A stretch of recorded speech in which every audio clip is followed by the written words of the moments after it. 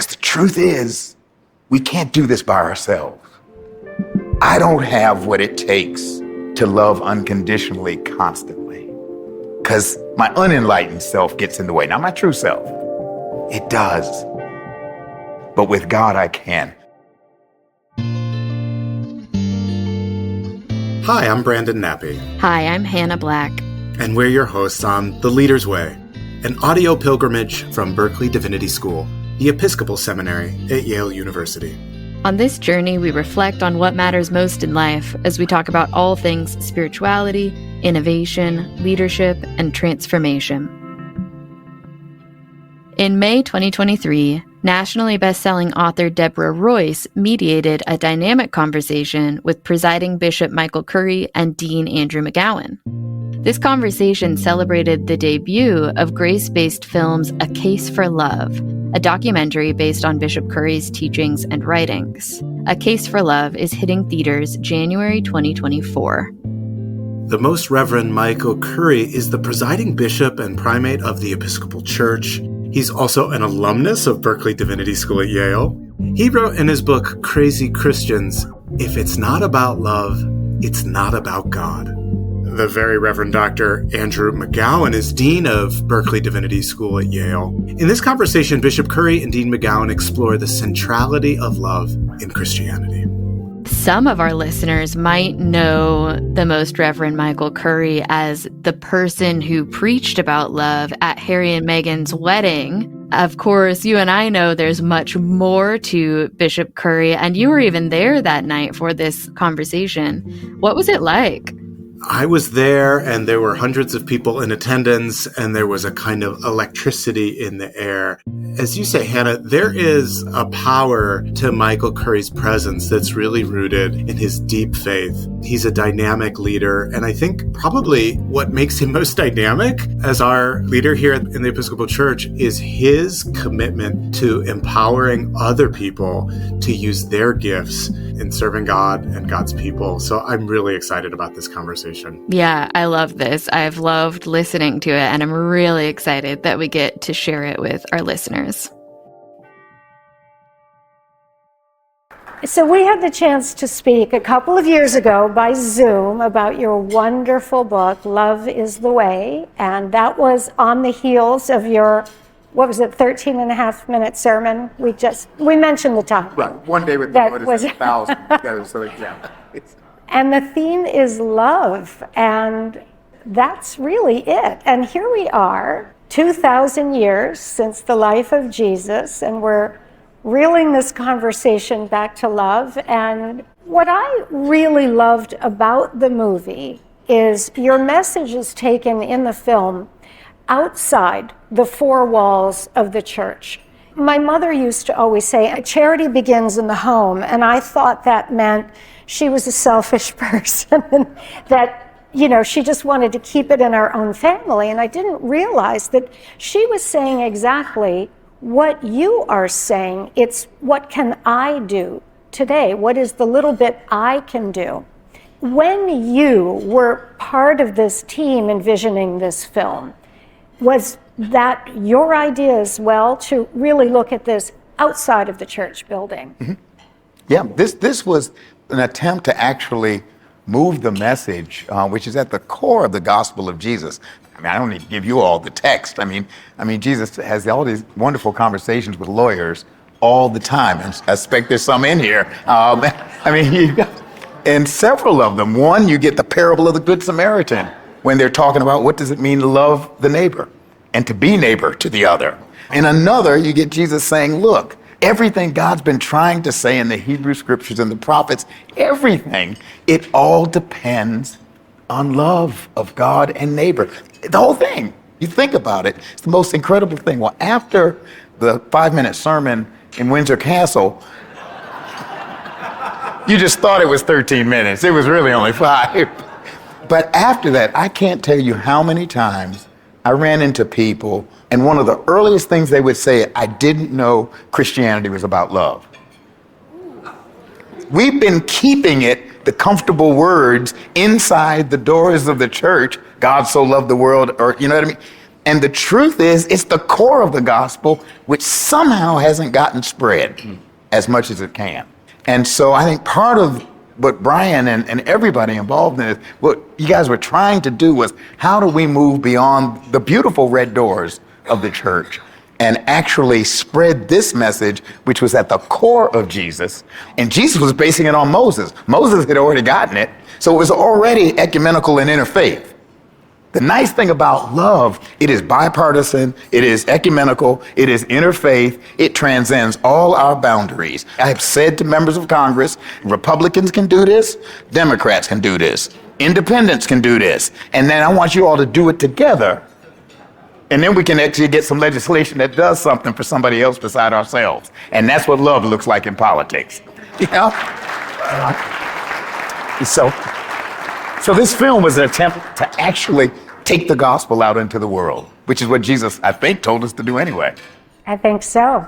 So you are presiding over this incredible academic institution and a spiritual institution all rolled into one, this seminary. So how do you work with your seminarians who come at all stages of life, inside the church, outside the church? How do you get them to go out in the world? Would you talk a little bit about that? Everyone in this room would easily sort of put their hand up to say, you know, do you want to be for love? You know, it's like motherhood, right? It's the easiest thing in the world to say that you're for. But the problem that we have, and we're already hearing this in the film as well as in the conversation, is getting from the point of saying that it's something that we all believe in to working out how we actually make it work in the world. And I think that the thing that the seminary has to do, and this is perhaps mirroring what the church has to do, is to become people who know the story that has to be told, so that that reality of love and the reality that the church is there for love can be told. Because you can get to a point where you can say, well, love, who is going to be against love? Even though I think you're right, and some of the people we heard from different faiths and traditions on the film were right, that love is something which is universal and interfaith and ecumenical, each of us actually has to come to it from the point of view of the particular story and the particular tradition within which we're called. So we have a mission statement for Berkeley Divinity School. So if the chair of the board will forgive me for rewriting it just for this one moment, the mission of the Berkeley Divinity School at Yale is to train people who will be effective storytellers of the love of God as made known in Jesus Christ our Lord. Because I think there is no excuse for being anything other than completely uncompromising about the fact that the story of Jesus is the story of love. And there is little point in gathering around the name of Jesus without thinking that that is about proclaiming the message of love, not only to those who come within the doors, and this already came up in the movie as well, but to those who are outside the doors, to whom those others will go back and tell it. So if there is a difference between coming to church and coming to seminary, it's this. Everybody who comes into the door of the church wants to hear the story, but those who come to the seminary need to be equipped to be the tellers of the story, to remind other people of what the character of the gospel is, and to understand not simply that we will say that the point is always love, because it always is, but that the point of Jesus is always love, and that from the Christian point of view, to speak of love is always to speak of Jesus. Now, how did I do, considering that I've got such competition up There you go. So, Bishop Curry, your story, having this extraordinary woman who entered into your family's life, who did what needed to be done. She really is this embodiment of the idea that love is an action verb. It's not just a concept. And she speaks about you, celebrating Mass in the attic, with or without the dolls.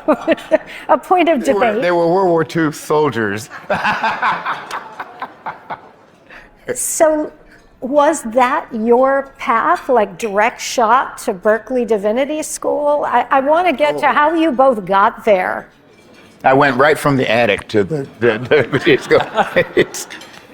No. It was a winding and circuitous one. I grew up, and Josie is a good example, who was in the film, and I can't remember if she talks about this later. She was, for years, the principal of St. Augustine's School in Buffalo. This is in Buffalo, New York. And I just came back from Buffalo last weekend to commemorate the shootings there. But she was the principal of St. Augustine's School, which was a collaboration of the Buffalo Public School System and the Episcopal Church. And it provided a way for girls who got pregnant in school not to be kicked out of school, but to continue. This was before mainstreaming. There are more young women and now adults, children of kids who went through the St. Augustine School run by that same woman. And in the interviews, we tried to get Josie to say, why did you do that work? She said, that's what we're here to do. She just kept saying, we have a duty and an obligation to make this world better. That's the point of it all. And also, Josie was an advocate for women's rights all the way across the board back in the 1960s because of that work at St. Augustine School. And this was a Christ-centered woman who was actually doing the work of love and compassion and justice in the name of Jesus in the public sphere. No separation of individual and interpersonal and social and political and educational. You see what we get? This is what we call, I think I learned this at Berkeley Divinity School at Yale, what we call incarnation. Word becomes flesh and dwells among us. And so I saw that modeled in her life, as well as my own father, and the people who were that community that surrounded us also were people who were involved in the desegregation of the Buffalo public school system. They were involved not only in loving on individual levels, they were involved in translating love into justice and decency and equality and equity for all of God's children. So I literally grew up in a womb where love was incarnate, and it was in the name of Jesus. This was an Episcopal church.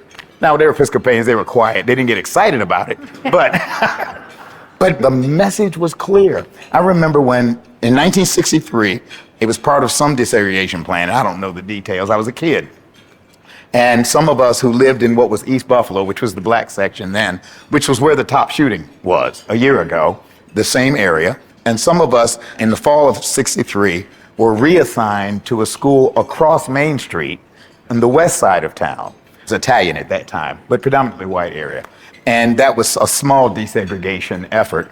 And I remember we got instructions over what to do and how to behave when we got to the school across Main Street in Sunday school. That's why I'm saying this Jesus thing, this is about life. There is a wonderful Christmas hymn that nobody in America sings. I don't know if they sing it in Britain either, but it's the one, Love Came Down at Christmas. That's the thing. Love came down at Christmas. That's what's good. The love that is the heart of God came down at Christmas, became flesh, and dwelt and lived among us. And I literally grew up around folk who didn't say that, but they actually lived it. I was 13 years old, and my daddy wanted me to do something I didn't want to do. I didn't say anything. You didn't talk back to your parents and express yourself. But obviously, my outward countenance betrayed my inward thoughts. And he blurted out, the Lord didn't put you here just to consume the oxygen, which was a fascinating way of saying, you're not here just about yourself. You are supposed to consume oxygen, and you give out carbon dioxide, and the plant world takes in that carbon dioxide and releases oxygen. You give them what they need, they give you what you need. Your job is to actually make a difference, participate in the world, and you get blessed as well. This isn't about not getting blessed. I bless you, I get blessed. We all win.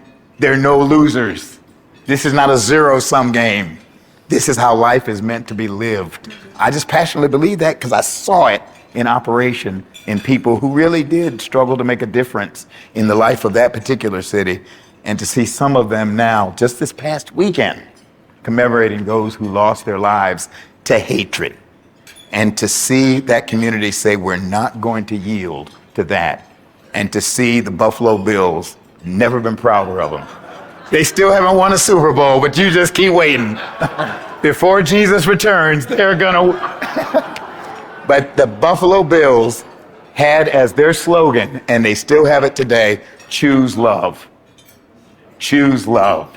Now, when a football team grasps that in the midst of a killing in a city, what would happen if we grasped that in this country and in this world? We're talking about a game changer in life. Following up on that, how do we love the shooter? We are called to love everyone, the person who thinks differently. What do we have face to face with that shooter? What do we do with that? And now that's hard. You know, if you've lost a relative, that shooter, there's a lot of inward work. That takes a lot. I mean, Bishop Ruth Woodley Stanley's here somewhere. I know she's here.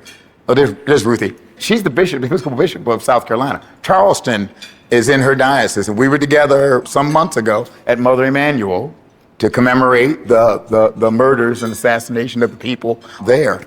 Many of those family members are able to find ways to forgive. Others are not. That's a journey that we've all got to. There's no single shot way of working through grief. But here's what everybody can do. John Wesley, I'm going to quote a Methodist. I know where I am, but I'm going to quote a Methodist. But you remember he was a priest of the Church of England. He was. He died. That's right. That's right. I tell the Methodist bishops that all the time. Anyway, John Wesley used to say, do all the good you can in every way you can with everyone you can. I may not be able to get to the point of forgiving someone. That may take time, and I may have to do inner work, but I can do all the good I can in every way I can, with everyone I can. And that sometimes you have to act your way into being, to do that good and live for that good. And so for people of Buffalo to say, we've got to change our community. For people of Buffalo to say, we have got to change the way social media has control over folk. Because the young man who did those killings was involved in white supremacist stuff that he learned online. He didn't learn it from his mom and his daddy. No. He learned it online. Now, we've got to find a way to maintain freedom of speech and yet harness in negative and hurtful speech that actually hurts folk and can result in this thing. How do we find ways to have safe use of guns and yet at the same time honor the Second Amendment?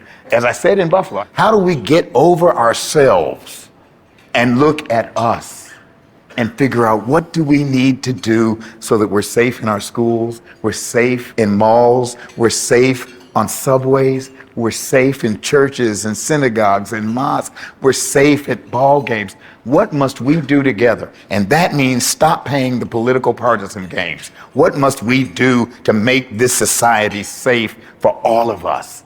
And that may help someone move to the point of living love. And eventually, even if I have trouble forgiving that individual, doing what I can that is the work of forgiveness and redemption in society. And maybe the day and moment will come when I can forgive that person. But to work out of love and let that do all the work it can in me and through me in society may be the way that leads me to be able to forgive.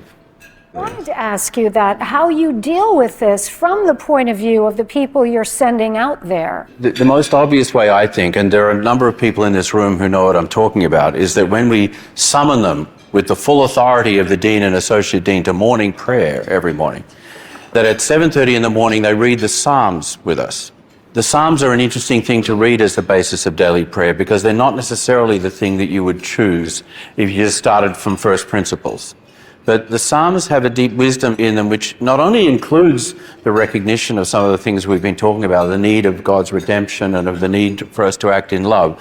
One of the things they actually tell us when we read them through a fog at 7:42 or whatever it is at that time of the morning is that they tell us things about ourselves that we don't really want to know.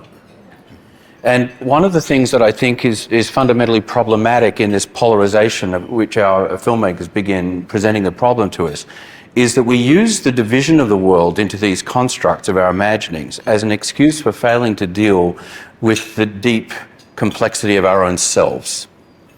Because the assumption that the other is evil and that we are good is based upon a fundamental lack of self-knowledge. It's based upon a failure to recognition that all of us are works in progress, that the struggles that each of us faces in the lifelong journey to become the loving people that the vision we've been discussing is tonight actually involves a certain measure of recognition about who we are and who we are not to begin with. That what we have left undone as well as what we have done. And the Psalms are a kind of way of reckoning with that day in, day out. And to understand that the division between humanity isn't between the people who are good in this room and the people who haven't come tonight because they're bad. The most fundamental distinction within humanity is the difference between the selves that we have been or that we sometimes are and the selves that God is calling us to be and the selves that God promises to make us by grace and with the power of the Spirit. To understand that is to be what one of our heroes of our Yale history, and some of you knew him, Henry Nouwen, spoke of as being a wounded healer. That the only way in which someone can actually minister effectively in the congregations of the church or in any other context of ministry is to understand that they themselves are the people who need to hear that message of love as much as they are people who need to tell it to others. And it strikes me that that lack of self-knowledge is perhaps one of the most fundamental diagnostic things which is lacking in the political fabric of our current reality, as much as it is within our own selves and as much as it is within our spiritual journeys. The possibility of love becomes different when we understand that it is not simply something to inflict upon others with all this great moral vigor, but something into which we need to grow ourselves.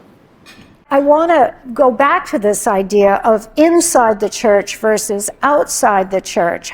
So this movie is about people doing what needs to be done, and bit by bit, the lovely lady in Tennessee with the mission to the prostitutes, what an extraordinary thing she's doing. So I think those are the stories that eventually might lead a person inside the four walls of a church. How do you train the clergy to go out and do that? The purpose of coming and the purpose of leaving, week by week, not definitively, are actually deeply bound up together. And it's easier for this in the seminary to say the only reason to come is so that we can send you out in 3 years to be there for other people. But there's an analogy, or at least a parallel process for the church. If the church is simply a place where people come for refuge to find the love that they cannot find anywhere else, the church is only fulfilling half of its potential. Because unless people encounter the God of Jesus Christ at the sacrament of the altar, and they find that they're drawn into becoming that body of Christ, which has an existence outside the doors of the church as well, then of course the whole reason to do this is lost. So, you know, Deborah, the only reason we're going to be able to give people to come to church in the future has something to do with not just what they'll find when they come in, but who they'll be when they leave. And that's true of the seminary, it's true of the parish as well. And it may be that picking up on it, and I'm a graduate of a seminary, but I don't teach in one, but I have a feeling that one of the struggles for us may be to remember that part of our job is to help to form worshiping, serving communities around Jesus Christ beyond the doors of the church. In other words, part of what we're called to do is actually, and this is tough, how do we train Christian leaders, ordained and lay, who see their primary job not just to pastor the flock who's there, but to actually find the flock out there and to be a pastoral Christian presence there and help community to form there that may never come through the doors of the church. That's a church, you see what I mean, that's actually living an unselfish way of being church. Not for who we can get to join us, but who we can get to join the movement that God, that Jesus has in the world. I used to tease, well, you know, I'm an old parish priest, and I used to, the vestry would always love to have new members, but I said, you all look at a new member of the church, and you just see a dollar sign every time, just a dollar sign over one. And they know that. And when folk think, all we're worried about is, our numbers are declining and we just need more people to fill up the pews. If they think that's what the game is about, that's not about love. That's about maintaining an institution. And I love this institution. My pension is tied up here. Don't misunderstand me. I love it. But that's not about, Jesus said whoever would save his life will lose it. Whoever would lose his life, in other words, give it away for my sake in the gospel, will find it. For what does it profit a church, a person, to gain the whole world and lose their soul? We must not lose our soul, and we will find it by following the way of Jesus, who was in the temple. He got in trouble there. He was in the synagogue, got in trouble there too.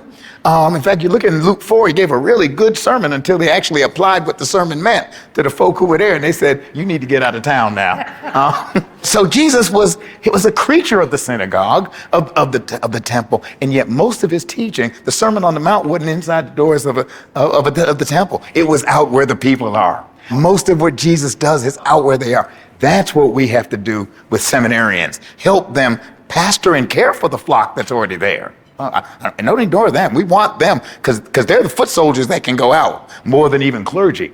But then go out where the congregation is that we haven't met before. As Bonhoeffer said, that's a church that will find its life by losing its life and giving it away. And that's what love looks like. God so loved the world that he gave.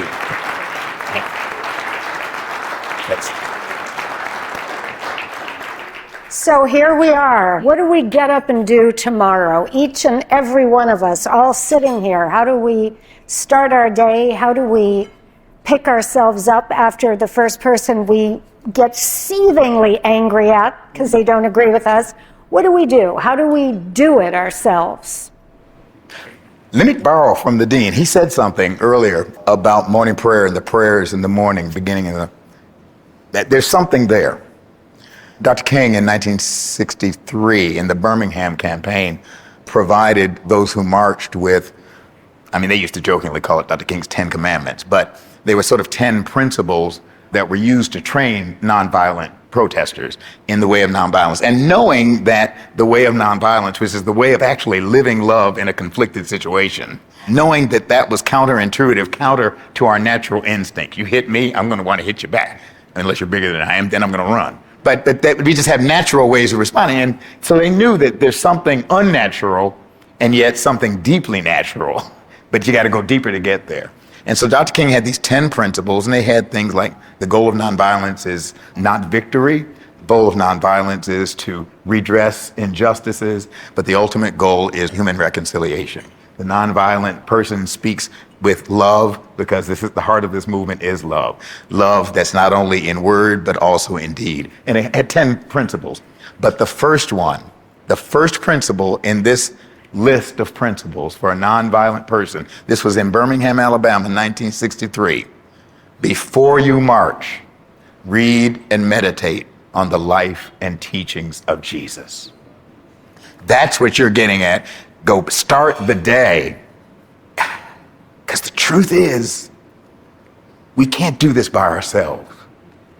I don't have what it takes to love unconditionally constantly. Because my unenlightened self gets in the way. Not my true self. It does. But with God, I can. Archbishop Tutu, Walter would know this. Archbishop Tutu used to say, he probably got this from St. Augustine, I have a feeling, but Tutu said it. He said, of God's work in the world by himself, God won't. By ourselves, we can't. But together with God, we can. Together with God, Michael can love in spite of himself. Together with God, you and all of us can be instruments of God's peace and God's love in the world. And that may be the key to start the day. As my grandma used to say, and my grandma was dying in Rockford Baptist. Yeah. Grandma used to like to say, have a little talk with Jesus. Tell him all about your sorrows. Just have a little talk with Jesus. And then let Jesus work through you the rest of the day. Before the social media, before you start the thing in the morning. So, Berkeley, how do you see the church in the future? Where are we going here? Triumph and disaster simultaneously. And I don't mean that purely for rhetorical effect. There are many things that we know and love about the church that won't be the case anymore in 20 years or 50 years. And there are many things about the church and other things that we don't know yet that will be lively, creative, life-giving, sustaining, and transformative in people's lives. We're at a kind of moment in time where we don't quite know which things are fading away and which things are coming into being. What we must be open to is the fact that they are changing at a rate that we're not used to. But I think people in this room know both those things if you think about it. I bet each of you can think of a context in which you know that doors are being closed and blinds are being drawn and people are looking at ways of trying to sort of draw things to a dignified close. But I bet you also know of a place where people are finding the work of the Spirit in fresh ways, where people are seeing growth, where people are seeing a new authenticity and a new set of possibilities. And I certainly think that there will be people who come through this and any seminary who will be involved in both those sets of processes. But I'll say without any equivocation that we want to be in the business of working with those who will be the innovators and leaders of a church which is not simply interested in working out how not to pull the blind down so quickly, but how we can think about actually taking the gospel out in new and fresh ways, as well as in some very traditional ways. So I think that the thing that we are most likely to be fooled by is by putting those two things together and imagining that the average of a church that's just sort of declining slowly and not dramatically is somehow the reality. In fact, the church is declining quite dramatically, and the church is also growing, and the church is doing things that we haven't thought of yet. And the Spirit of Jesus is capable of leading us through that disconcerting reality into a future in which the gospel will still be the gospel and in which a world will still need to hear it. And that's why we're there, to do that work, and to bring people who will lead that process. Bishop Curry, final word? Final word, the Episcopal Church is not dying. It's not dying. It's not dying. But it's being reinvented. And part of that reinvention, part of that is a recreation. Some things will pass away and some things will emerge anew. Thistle Farms, Becca Stevens, is an Episcopal priest. That's who she is. Women's lives have been changed because of that. Something new has been born and is being born. And there are things, the one thing I get to do is not only do I support Delta Airlines, and I hope I'll get a job after retirement for all that I've given, the Episcopal Church has contributed to Delta Airlines, but I get to see this church. And what the dean was describing is true. Some things are passing away and new things are being born. It's happening at the same time. And that's why I say the church is not dying. That's a monolithic way of thinking. It's being reinvented. But I told the bishops, Matt and Ruth, I told the bishops at our last meeting, I'm sure they've forgotten it since then, but when Good Friday and Easter happened sequentially for Jesus, Friday, death, Sunday, resurrection, new life. That was true in the Bible. By the way, I do believe he rose from the dead. Otherwise, I wouldn't be doing this. I mean, that's real. But the experience of that for us very often is not sequential, but existential. It is, I've worked on that line, sequential, existential, but it's not. It literally happens at the same time. And part of what we are experiencing in the church today is Good Friday and Easter all at the same time. Passing away, rising up. Death, resurrection. That's life. The Episcopal Church is not dying, but it is being reinvented. And the Spirit is at work and is messing with us. And Lord have mercy, they will know we are Christians by our love. Thank you. Already. Thank you for listening to The Leader's Way. We hope you were encouraged and inspired. To learn more about this episode, visit our website at berkeleydivinity.yale.edu/podcast. Rate and review us and follow the podcast to make sure you never miss an episode. Follow Berkeley at Yale on Instagram for quotes from the podcast and more. Until next time. The Lord be with you.